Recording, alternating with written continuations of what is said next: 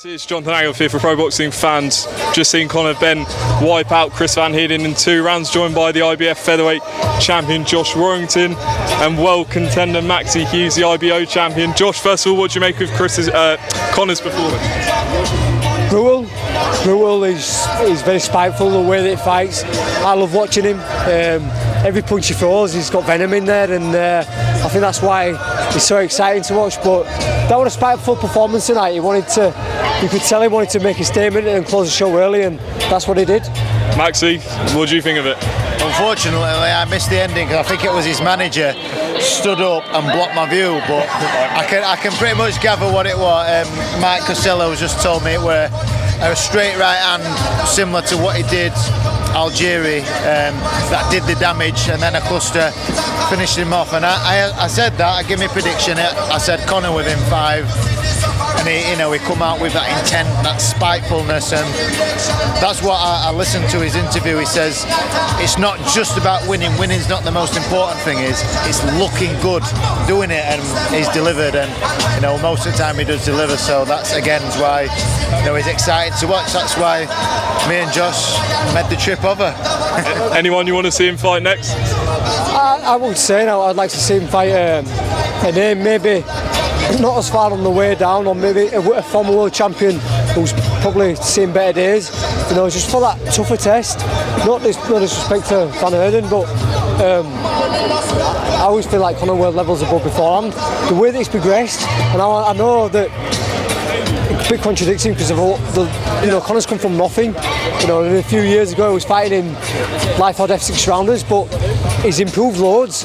Now, when they're talking him fighting in world title fights with likes of Kell Brook and Amir Khan and stuff like that, I feel that things are going to come thick and fast after that. And some of the guys above him are decent fighters, so you can't buy experience. A long, hard 12 rounder just to ask questions your own self. Not saying that he's not fit enough or like that, but just for his own experience, really. Like I say, he's going to lift off once he gets a big name after that.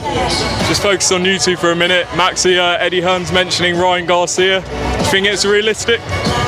I don't know. Eddie's done his part, and I think he believes he's maybe sent the offer, and it's down to Golden Boy, Oscar De La Hoya, and the rest of Golden Boy, and obviously Ryan. I'm sure Ryan will have a say in maybe who he wants, but it's a good move. The invitations to come over here and build his fan base in UK.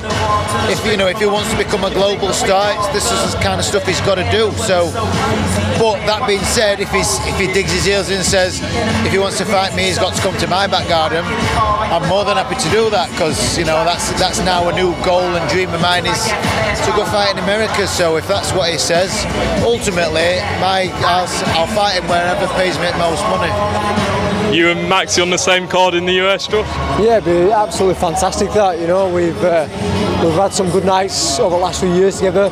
Obviously we've trained alongside each other for many years, but like over the last few years we've shared the same gym, and we bounce off each other as well. So it'd be fantastic to take our Yorkshire lot over to the States and make some memories.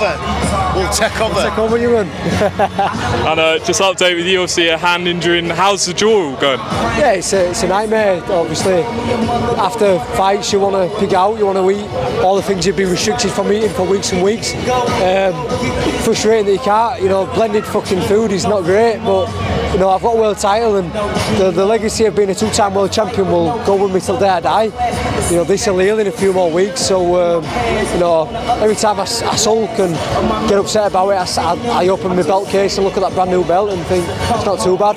How's it feel back at the top? People wrote you off before the fight, and you finished Martinez off well. I don't feel no different, to be fair. I might feel a little bit different if I get another belt, become a unified champion, but I never felt like I never lost a belt in the ring. I had that blip against Michelle Lara. I looked to put it right in the rematch, and whatever happened. But I never felt like I really went away.